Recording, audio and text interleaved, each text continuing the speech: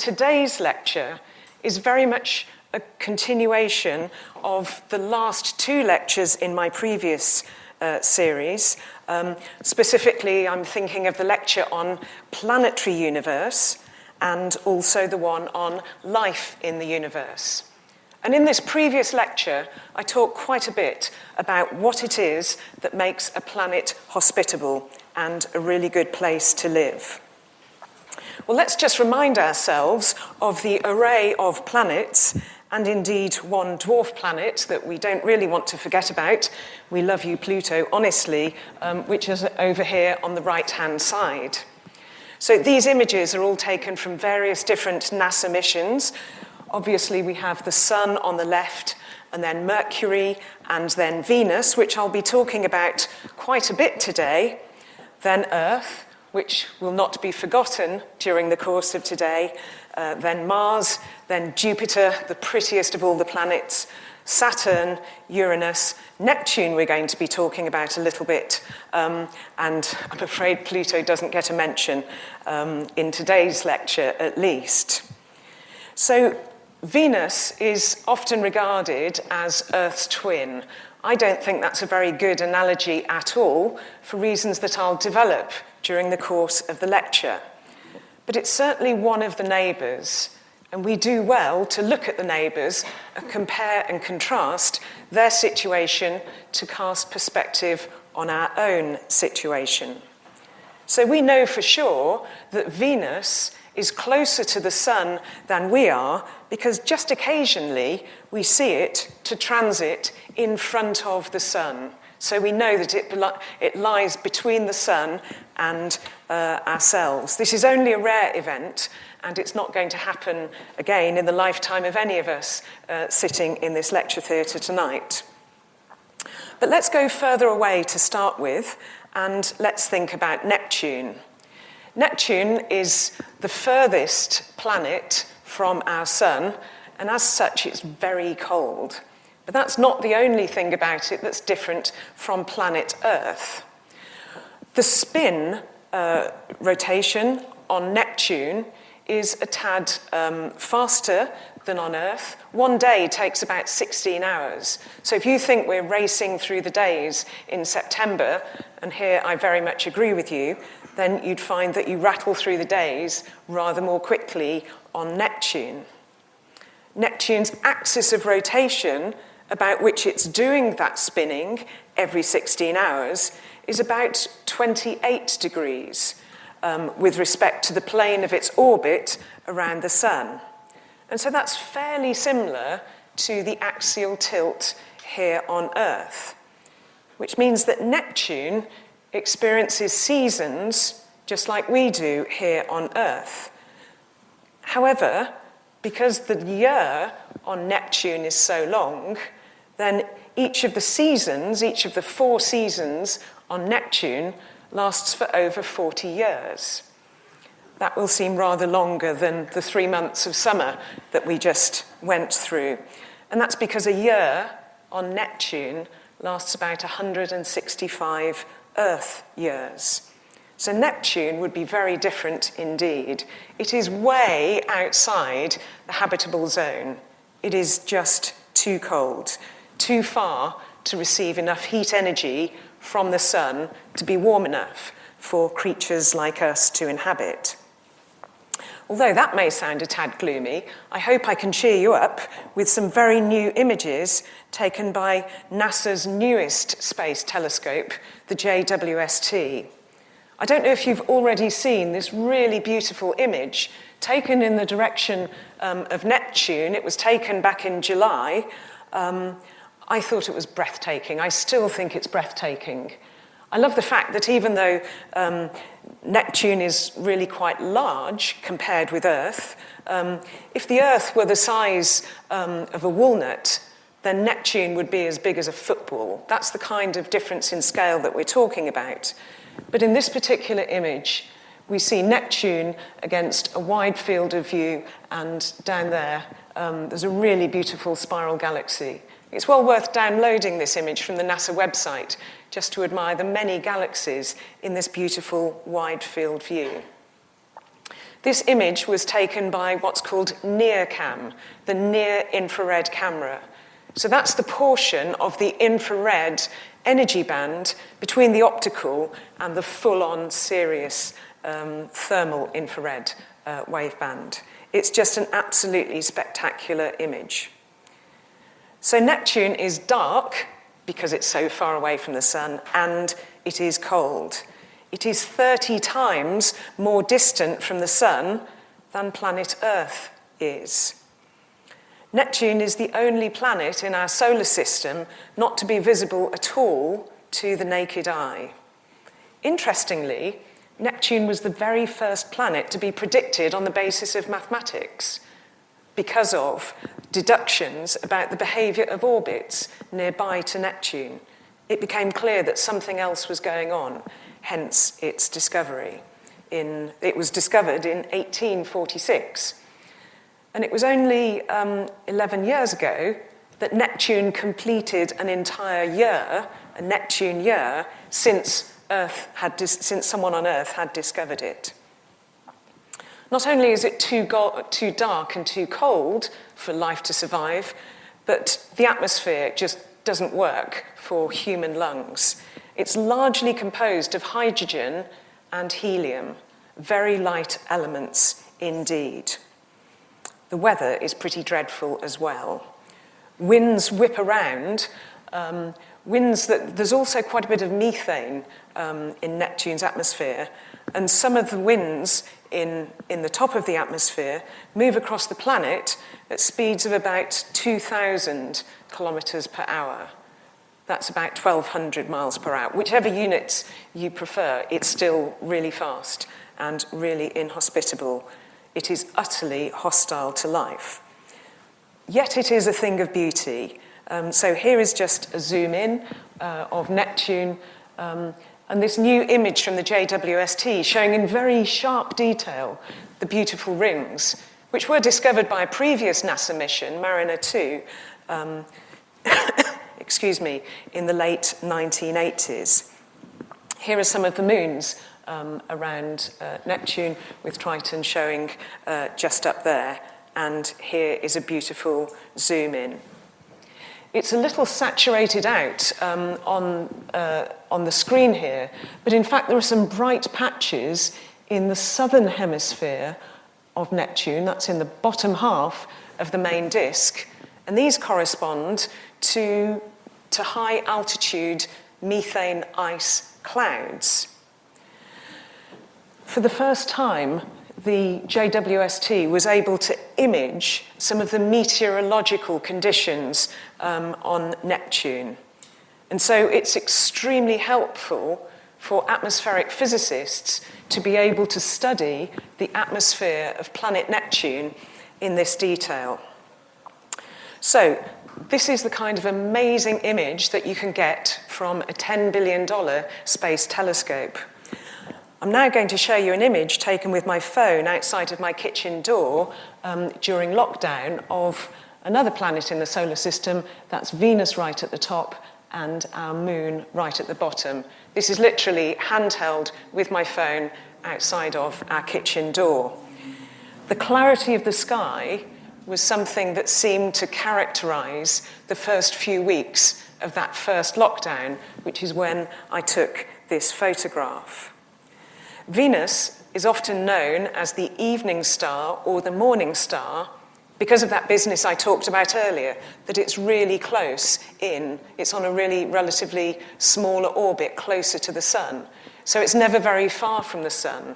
So when the sun is setting, it's not far behind. When the sun is rising, it's not far behind.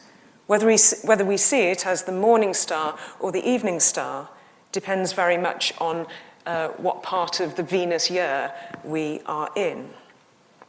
Venus is shrouded in cloud. We can't see all the way to the surface because of all the clouds in its atmosphere. More of those a little later on. But Venus appears so bright in the night sky because those clouds have what we call a very high albedo. What do I mean by albedo? The albedo measures how reflective a surface is. So snow and ice and white clouds, they have a very high albedo. They reflect a lot of sunlight. So we see the object that's doing the reflecting to be very bright, which is why you can take a photograph of Venus even with a phone. So snow and ice have a high albedo, sunlight is reflected, and in fact, that then cools the ice and the snow underneath a bit more because it's reflected the heat energy away. In contrast, seawater is not as reflective as ice, and therefore it absorbs more heat from the sun because it doesn't reflect as much, and therefore it gets hotter. In Venus, it's those clouds that are responsible for its high albedo, its high reflectivity, and that's why we can see it to be so very bright in this image. The albedo of Venus is something like 0.7. Albedo is measured between 0 and 1. Black velvet would have an albedo very close to 0, but perfect ice would have, perfect snow, or a perfect mirror would have an albedo close to 1. The albedo of Venus is about 0.7. So that means it reflects 70% of the light from the sun that strikes it. When the moon is close to being a full moon in Earth's sky, it can look a lot brighter than Venus, even though the moon's albedo is only about 0.1. The moon is basically a lump of coal, a sphere of coal, but with really good PR. But because it's much closer to us, it appears to be much, much brighter. So Venus looks really quite tranquil and really quite beautiful, doesn't it? Let's just learn a little more about Venus and see if we can understand what's different about Venus compared with planet Earth.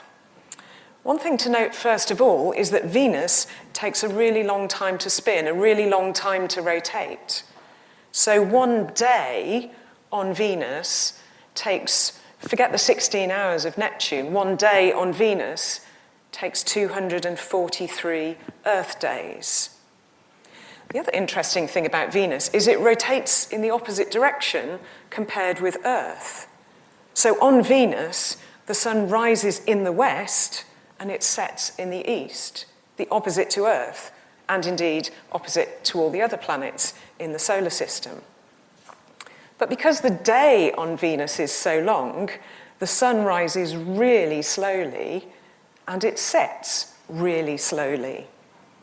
The Venus year, in other words, the time taken for Venus to do a complete orbit around the sun, is 225 Earth days.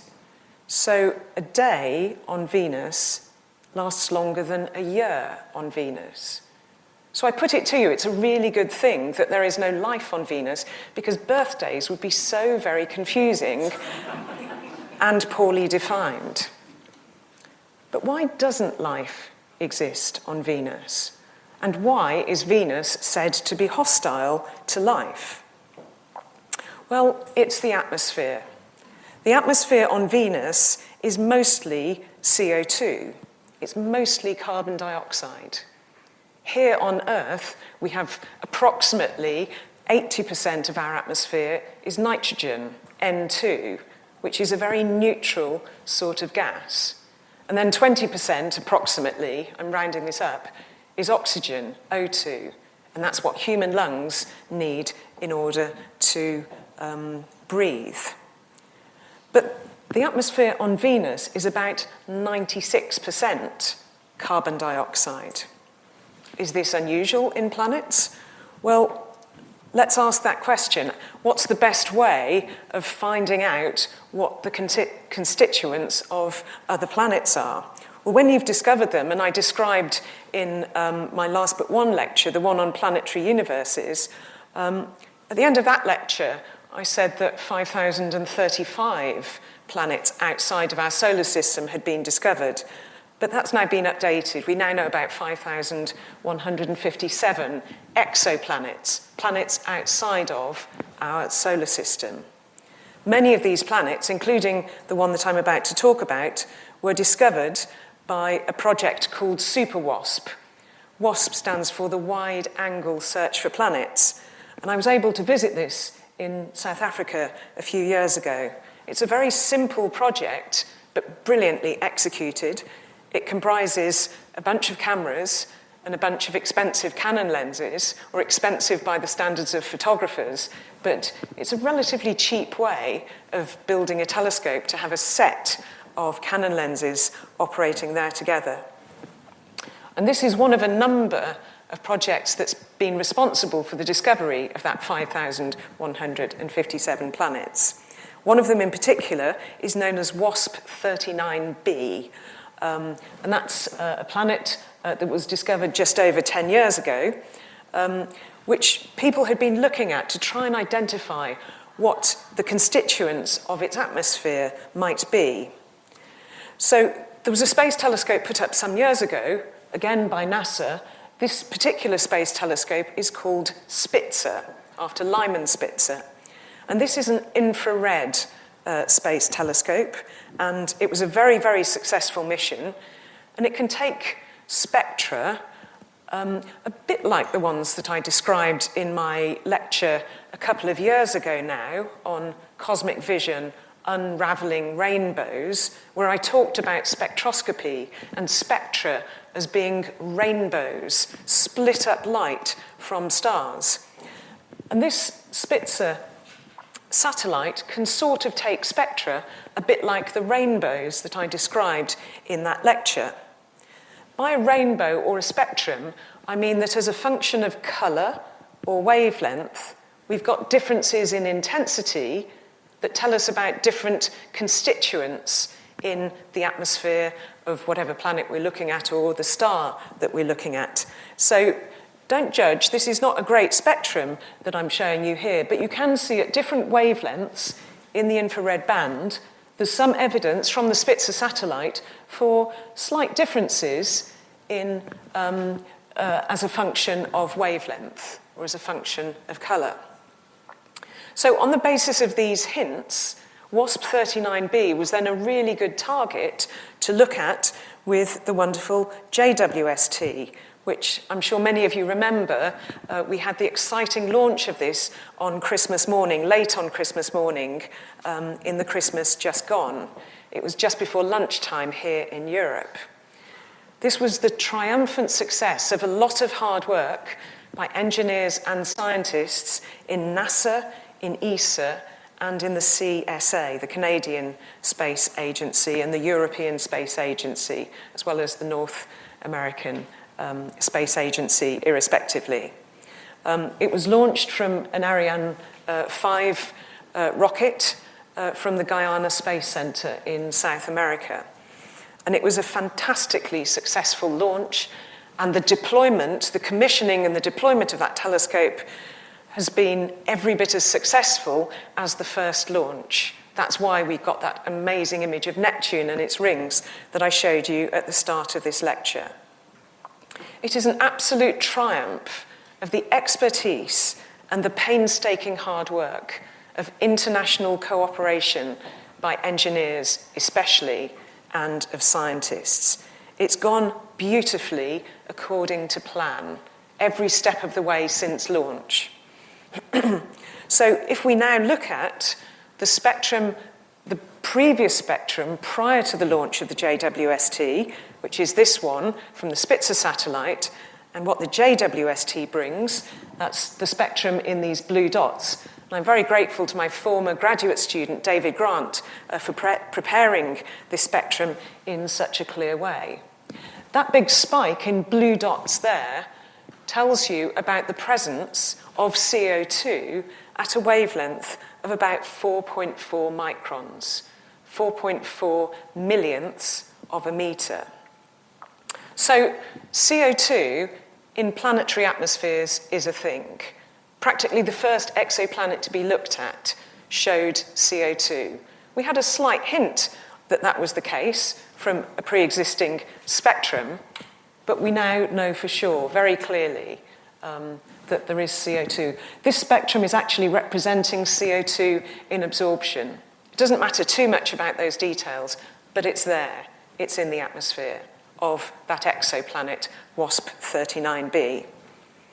Well, now let's go back to Venus. So Venus, this image is from NASA's Mariner 2 spacecraft. It's got all the glamour of a slightly mucky ping pong ball, but it's vastly more deadly and hostile and dangerous because of all that CO2, because of the immense density of CO2. It's 96% of CO2 in its atmosphere. So where does CO2 come from, and how come Venus has got so much CO2 in its atmosphere relative to, for example, what we have here on Earth? CO2 on Venus, CO2 on Earth, CO2 on other planets is very frequently released by volcanic activity. Venus has way more volcanoes on it than Earth does. Plate tectonic activity, when tectonic plates shift on a planet, can give rise to lots and lots of CO2 being released. We no longer believe that Venus is seismically active, but these days, but we believe it was in the past. So CO2, when released from volcanoes or tectonic activity, will make it into the atmosphere unless there's something to sequester it, unless there's something to store it. What might be able to store CO2? Well, a nice big ocean. We have wonderfully deep oceans here on Earth. You can also, in contrast with Venus, by the way, Venus, we don't believe, ever had very deep oceans. It has no oceans these days. It's quite possible that they boiled off as the consequence of a runaway greenhouse effect. More of that later on. But plants and trees and animals can also sequester CO2. CO2 can combine with water in the presence of sufficient energy and sufficient enzymes or catalysts in order to make the hydrocarbons that make up plants and trees and animals. But Venus doesn't have any oceans to absorb CO2. Earth's does, thankfully. And at present, life is very much, for the most part, thriving here on Earth. Let's talk a little more about some of the details of why Venus is so hostile to life. That atmosphere that I mentioned, that's 96% CO2, it's not just the chemical composition of the atmosphere that would be deadly to life, it's also that Venus has extreme pressure. The atmospheric pressure that we have here on Earth is pretty good at sea level. It's about right. It's a bit strenuous to operate on some of Earth's highest mountains, on Mauna Kea on Hawaii, for example, or Mauna Loa, or some of the high mountains in Chile. But the pressure on the surface of Venus is 90 times higher than the atmospheric pressure on Earth. It's equivalent to the pressure that you would get if you were about 1 kilometre deep in our ocean. You'd be crushed. You would not survive. Another way in which Venus is way too hostile for life to survive is its extreme temperatures. All of that CO2, all of the clouds that I mentioned, keep heat in. They trap heat in. More of that a bit later on. But the temperature at the surface of Venus is about 460 degrees Celsius. That's way hotter than my oven. And I have a pretty fancy oven. 460 degrees Celsius is hotter than lead can survive in. 460 degrees Celsius is above the melting point of lead. No way would life or humans survive. And amid these extreme temperatures, there is no relief because days last so long. There's no cooling off at night. There's very little annual variation because the tilt of Venus's axis about which it spins jolly slowly is none of this 28 degrees that you have on Neptune or 23 degrees that you have on Earth.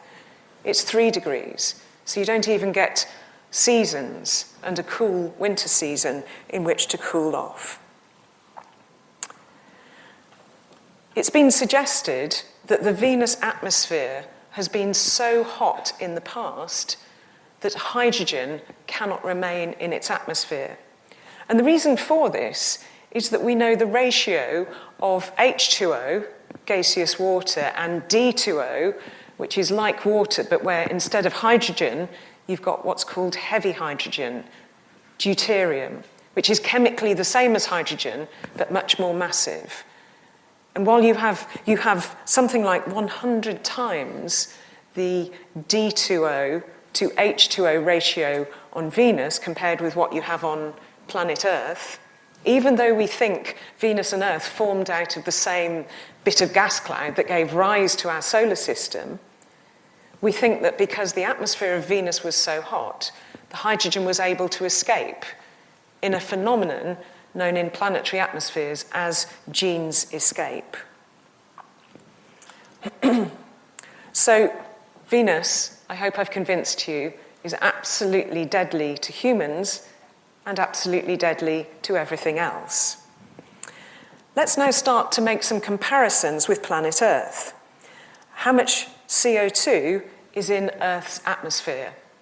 Well, I'm sure we're all relieved to know that it's much less than in planet Venus. But let's just consider how much less there is, how much less CO2 there is. The units we normally use for CO2 are parts per million, parts of, you ratio the number of CO2 molecules relative to other particles in the atmosphere, whether they're nitrogen or oxygen or whatever else it might be. The parts per million of CO2, carbon dioxide, in Earth's atmosphere has been rising steadily since the start of the Industrial Revolution and has climbed really quite dramatically in the last several decades. The parts per million of CO2, now well over 400, they're about 420 parts per million, have risen by about a third since Queen Elizabeth II ascended to the throne, and by about 50% since the start of the Industrial Revolution. This plot here shows the parts per million of CO2 at pretty much today's date. This was up to date earlier this summer. And you can see the black line is the sort of steady fit averaged over full 12-month periods over complete years. And the red zigzags tells you about the annual variation that you get that has been known for some time. It rises and it falls each year. It falls each year because of the growing season in the northern hemisphere. The northern hemisphere of Earth has much more land, and the southern hemisphere has much more sea. The sea doesn't do that much growing, but the growing period on the northern hemisphere is responsible for attenuating that fall, but of course it's superimposed on an increasing rise. The reason is that plants use CO2 from the atmosphere, along with sunlight and water, to make food and to make hydrocarbons and substances that they need to grow. This is the chemical reaction that's undergoing. CO2 and water and, that should say energy, I apologise, it's not very visible, give rise to the hydrocarbons, the complex molecules involving carbon and hydrogen and oxygen. And oxygen is usually released in that process because of the different ratios, the stoichiometry of the molecules that get made. So plants sequester CO2, and then CO2 is stored as hydrocarbons in plants and trees. So let's ask the question now, is 420 parts per million of CO2 in Earth's atmosphere significant, even allowing for our relief at the fact that the CO2 quantity in our atmosphere is not as deadly as the percentage of 96% that there is in Venus? Anyone who's tempted to think that 400 parts per million of CO2 in our atmosphere is not significant should be confronted with the following. If you think 400 parts of anything amid a million parts of other stuff is not significant, probably isn't a coffee drinker. Why do I say that? Well, 400 parts per million of caffeine is very significant to those of us who were very definitely in need of a cup of coffee when booting up this morning. If you don't believe me, then tomorrow morning, when you're in need of a cup of coffee, try drinking decaf. A normal cup of coffee contains about 400 parts per million of CO2. Let's try that again. A normal cup of coffee contains about 400 parts per million of caffeine molecules amongst all the water molecules and milk if you take it, and all that sort of thing. So I put it to you, there's a big difference between caffeinated coffee, which has about 400 parts per million of caffeine molecules, and decaf.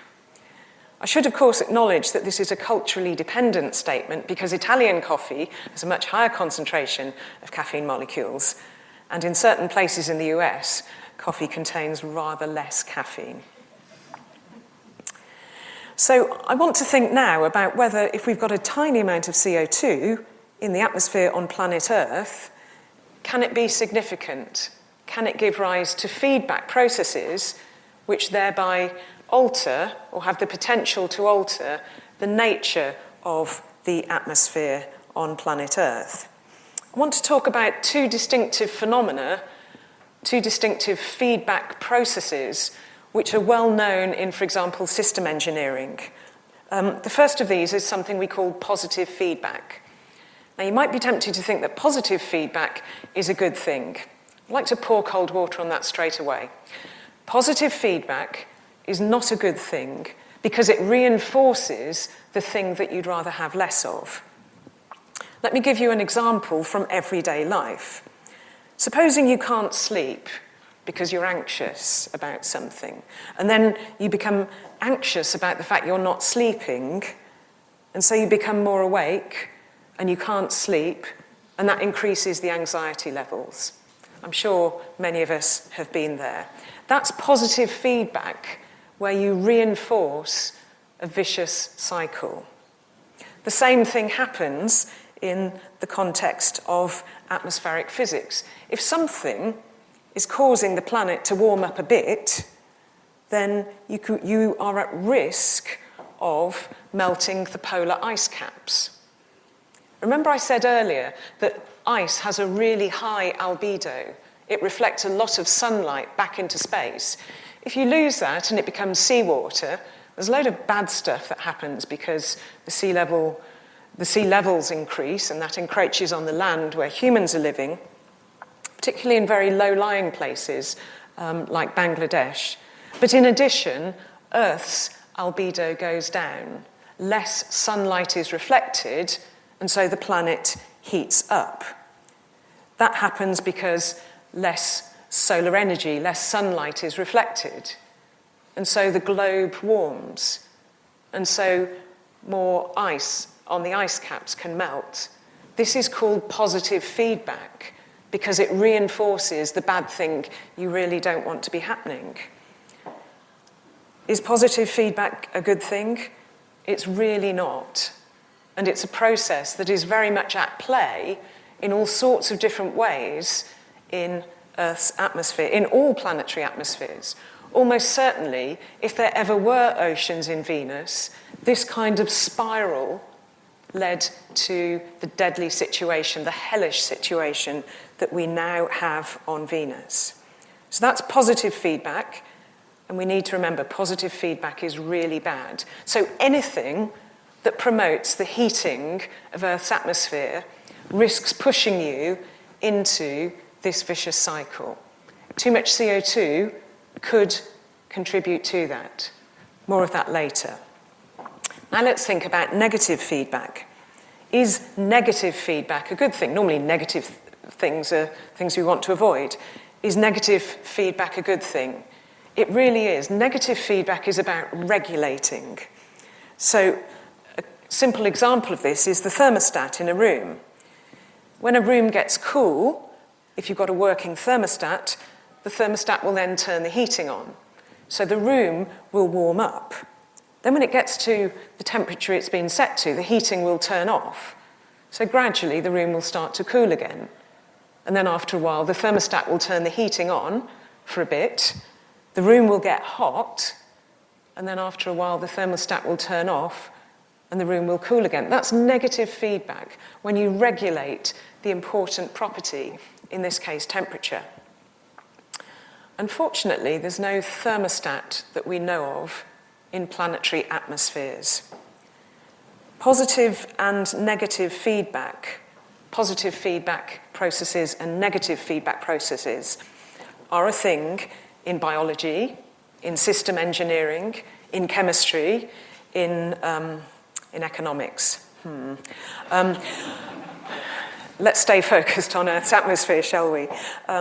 It's highly relevant to atmospheric physics and to the evolution of planetary atmospheres. Now, a specific type of positive feedback is that of the greenhouse effect. What is the greenhouse effect? And surely greenhouses are a really positive thing. Why, yes, but context is everything. The greenhouse effect is a wonderful thing in the context of growing tomatoes. This is my dad's greenhouse, and he grows the best tomatoes in the universe. So why am I associating the greenhouse effect with positive feedback, which we've just said is something bad? Context is everything. The glass of a greenhouse can contain and trap heat energy. When sunlight comes in during the day, it predominantly comes in the form of UV light and optical light, which heats the surroundings, heats the sand the tomatoes are growing in, heats the tomatoes, they grow bigger and more delicious. And then that heat, energy, wants to re-radiate as infrared photons. But glass isn't transparent to infrared photons. They get trapped and they maintain the heat, and that's tremendous for growing tomatoes. But if you've got something called a runaway greenhouse effect, and that's not a cutesy cartoon thing, by the way, that's when the greenhouse effect has turned into a vicious cycle, that's when you've got problems. And this term, the greenhouse effect, is used in the context of planetary atmospheres. It's been hypothesized in the case of Venus. A runaway greenhouse effect occurs when a planet absorbs more energy from the sun than it can then re-radiate back into space. Sunlight can warm the ground, Earth's surface, during the day, and then at night, the energy should radiate back into space in the form of infrared rays, and it should cool down. But what could trap the heat in the context of Earth's atmosphere? There's no glass there like there is in a greenhouse. What is it that could be trapping the heat? Well, if your atmosphere consisted entirely of homonuclear molecules, that is a molecule which comprises more than one atom, obviously, because it's a molecule, but the same sort of atom, that actually wouldn't contribute to trapping the heat. So if our atmosphere consisted solely of nitrogen in the form of N2 and oxygen in the form of O2, we wouldn't be having a greenhouse effect. And that's because in a homonuclear molecule where you've got an oxygen atom here and an oxygen atom here, this is a completely symmetric situation between the two atoms. The nucleus of the oxygen here and the nucleus of the oxygen here will be equally attractive to the cloud of electrons associated with that molecule and orbiting around the two oxygens. So you don't have any separation of charge. A separation of charge is something that we refer to as a dipole moment. Don't worry if you're not familiar with that term. It just means we've got a net separation of charge, a net electric field. So you don't have that in the case of homonuclear molecules like N2 and O2. In such a case, the atmosphere is approximately transparent. Light does not couple to homonuclear molecules. Light gets in and out. It does not trap the infrared photons, and it's perfectly permeable, perfectly transparent to optical ultraviolet photons as well as infrared photons. But what about heteronuclear molecules? Molecules like CO2, where you've got different species within one molecule. Well, let's remind ourselves what a light ray is, what a photon is. A light ray is where you have varying electric and magnetic fields. This is something that I discussed in my very first Gresham lecture, in a lecture entitled Faster Than Light, ? So why might light, in the form of these electric and magnetic packets of energy, why might they couple to heteronuclear molecules? Why might sunlight couple to heteronuclear molecules? Well, let's just imagine this little symbol here represents the heteronuclear molecule of H2O.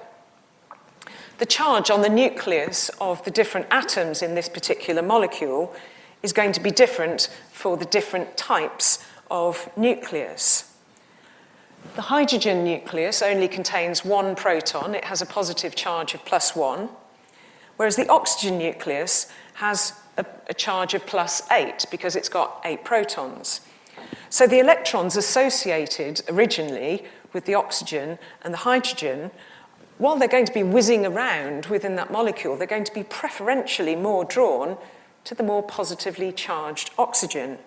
Hence, you have a little bit of an electric field between the O and the two H's.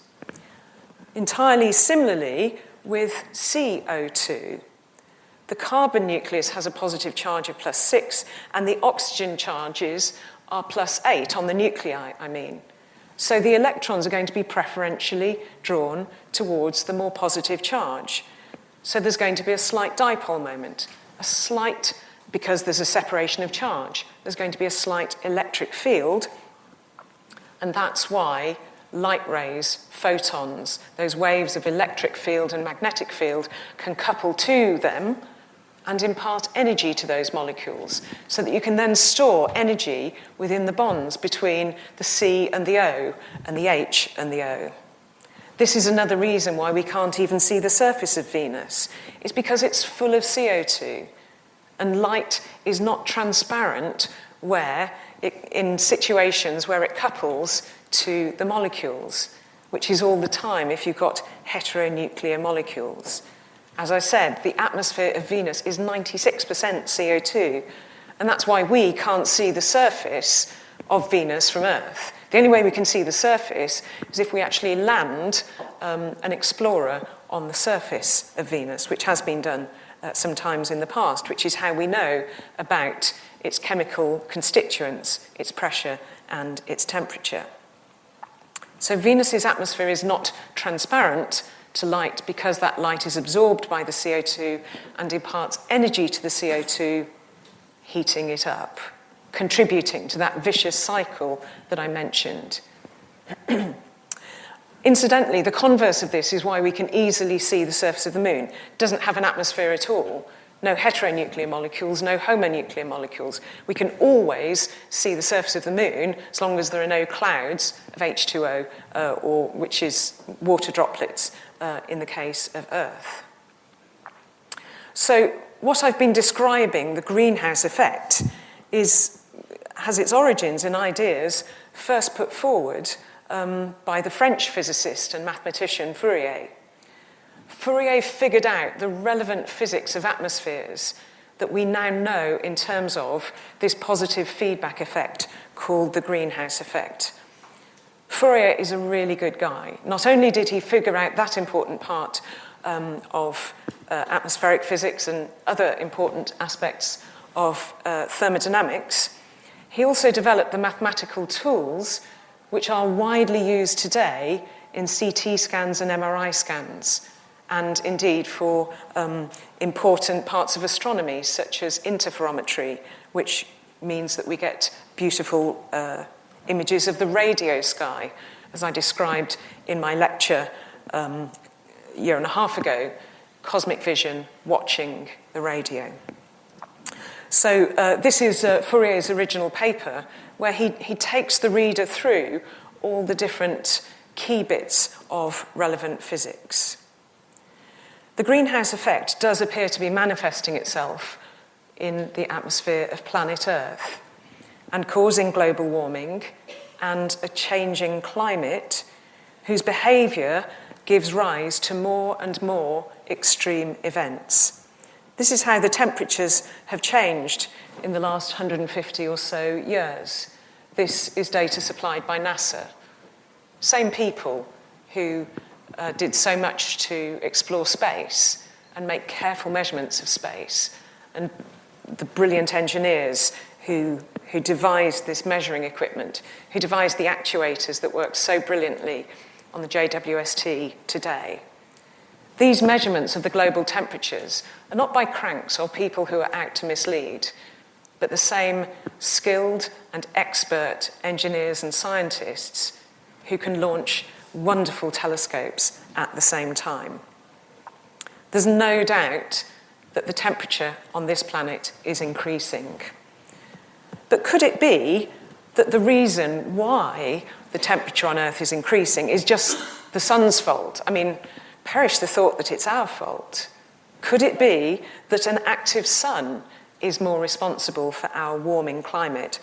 In principle, it could be, but that isn't the case. It's just not. The reason why the Earth's atmosphere is getting hotter, and hence Earth's surface is getting hotter, is because heat is trapped inside. If it were the sun's fault that we were getting hotter, you would expect the temperature in the upper atmosphere of Earth to be getting hotter, and then for that heat to transmit into the lower down layers of the atmosphere and then of Earth's surface. But that's not what's been observed and measured. What has been observed and measured is that the upper atmosphere is cooling, and it's the closer in layers that are getting hot. Heat is being trapped inside the atmosphere by greenhouse gases, in much the same way that we trap heat close to our bodies when we put on a warm winter coat. Heat doesn't escape as easily. Greenhouse gases, heteronuclear molecules, not just CO2, but also H2O and methane and a few other things. These are responsible for trapping heat energy originally from the sun close to the Earth and heating it up.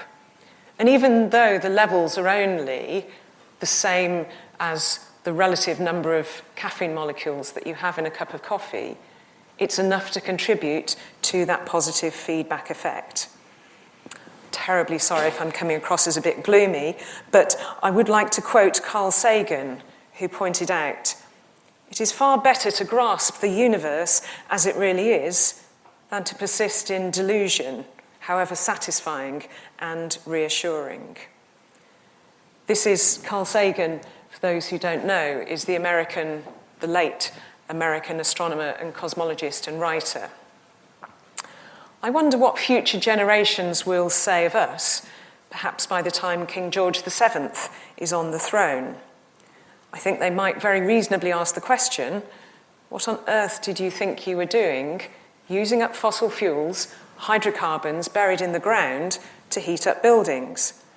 What on earth did you think you were doing, using fossil fuels to heat up water? That reaction in reverse now, hydrocarbons and oxygen, when burnt to heat water, to heat buildings, gives rise to CO2, which is really bad, even if it's an exothermic reaction and we get energy out of it and a nice warm building.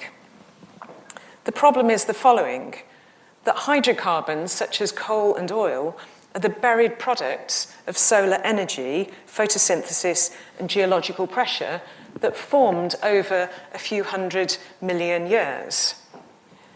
They are the fossil fuels like coal and oil are the sequestration of CO2, the storage of CO2, keeping it out of the atmosphere in a way that certainly no longer happens on Venus. But these same fossil fuels have fueled our industries and our transport since the beginning of the Industrial Revolution. On a cheerier note, energy from the sun is enormous. It's something like 100,000 terawatts of energy that the sun provides. The energy from 1 hour of sunlight is equivalent to all the energy that humankind currently uses in a year. And it is fusion energy, by the way, but harnessing it at a distance of 93 million miles. Each square metre, on average, of the illuminated Earth receives about a kilowatt of energy. But I wouldn't want you to think that I think solar energy is the only way that we should be powering Earth going forwards in the future. I reckon that we need all the tools in the toolkit. I don't think any one method for providing the energy that we need here on Earth is perfect. But it's true that better is the enemy of good. We really do need all the tools in the toolkit. We mustn't be put off by the cacophony of sound bites from those who are in denial. I want to really recommend to you another course of lectures that's starting at Gresham this term by my Oxford colleague, Miles Allen, now my Gresham colleague, recently appointed as Gresham Professor for the Environment. He's going to talk about the what, the why, and the how of net zero. And I really encourage you to learn more about it. There is no doubt that the situation that we find ourselves here on planet Earth is a bit precarious. It's a bit fragile. But I hope I've given you a sense, in comparison with Venus, that we have a lot to be thankful for and a lot that is worth saving. At present, we have it pretty good here on Earth. Many situations across the planet are wonderful and are hospitable. But we do need to engage our thinking brains if we're going to preserve that and if we're going to avert catastrophic climate change. The end of this planetary atmosphere, the end of the atmosphere on planet Earth, will be a thing if we don't change tack. Let us resolve, in the words that the school that plays host to one of my telescopes in India says, let us resolve to go green before green goes. And that is the end of today's lecture. Thank you.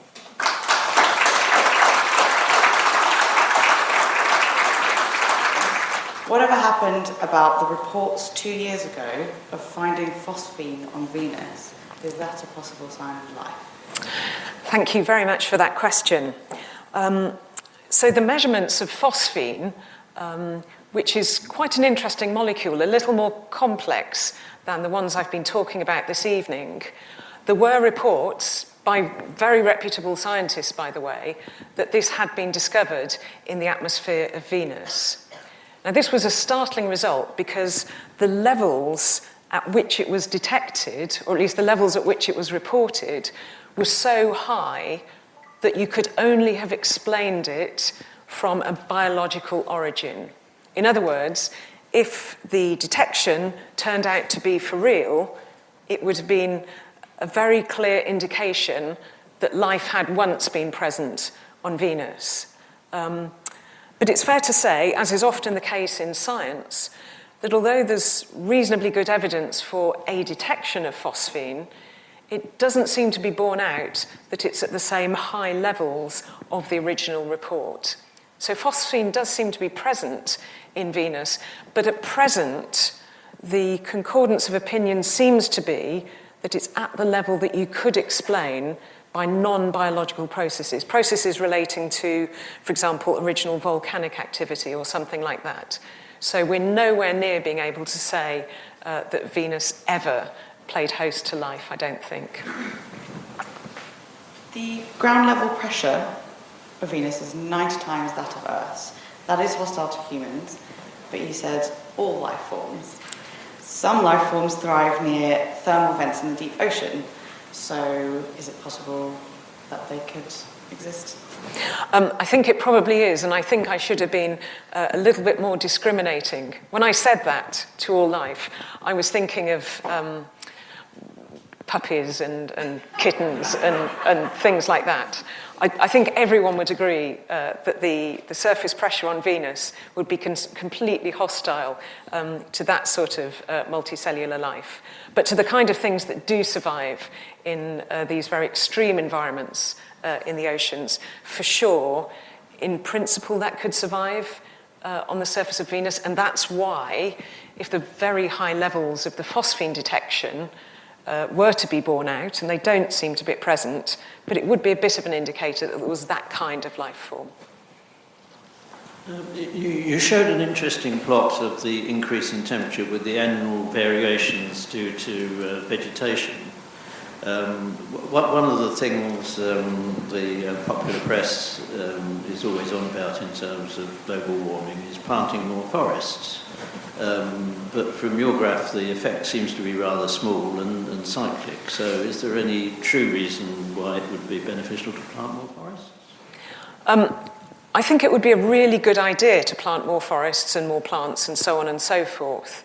That cyclic behaviour that you refer to is just the normal growing season in the Northern Hemisphere, which predominates this. It's not in any sense related to a sort of very strategic forest-wide campaign.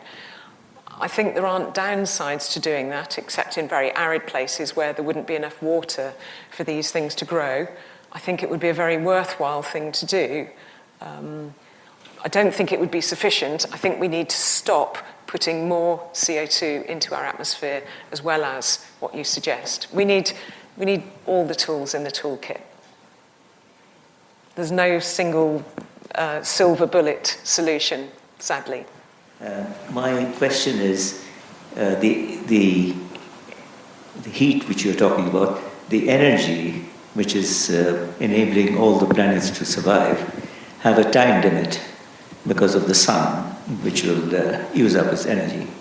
So when that happens, will all the planets, the entire solar system disappear, get absorbed in the sun?